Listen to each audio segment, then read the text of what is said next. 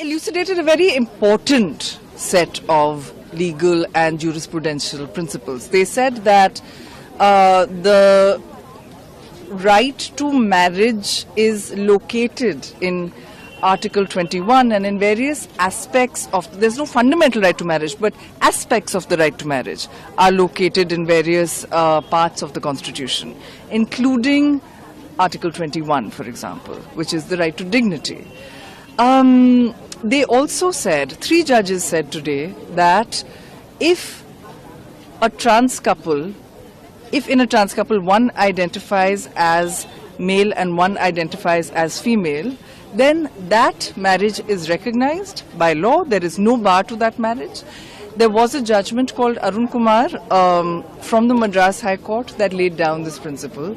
But today, that is now nationally applicable.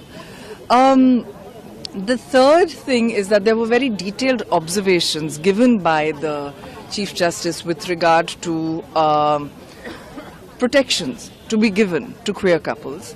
And throughout the word queer has been used as inclusive of not just same-sex couples, but also trans couples. And this is very important because it includes non-binary people. And there are various aspects of protection under the criminal law that have been very specifically elucidated and take the law forward. There were judgments that spoke of the obligation of the state to look at civil union, to examine the way in which the relationships of queer couples must be respected and recognized in terms of the various accoutrements to a long and solid relationship. The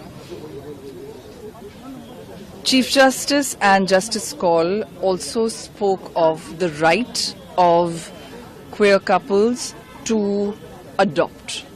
And this is something that was extremely important because they looked at the CARA guidelines and they found that a loving home is something that a queer couple can provide as much as any other couple, and they recognize that explicitly.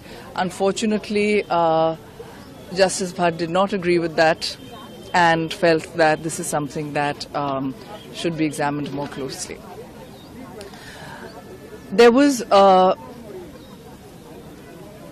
some opportunities today, I believe, that have been pushed off to the legislatures, and the central government has made their stand clear with regard to marriage. We hope that their committee will ensure that civil unions are recognized and that the concomitants of marriage are then brought in to law, at least with regard to civil unions.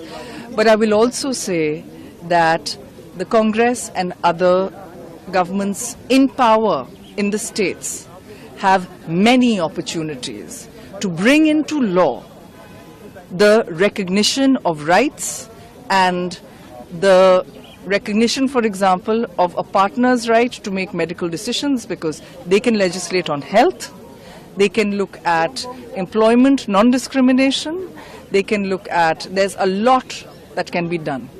And if it is the legislature's responsibility, when the opposition parties speak, those that are in power in the state governments, let us not hear mere condemnation or any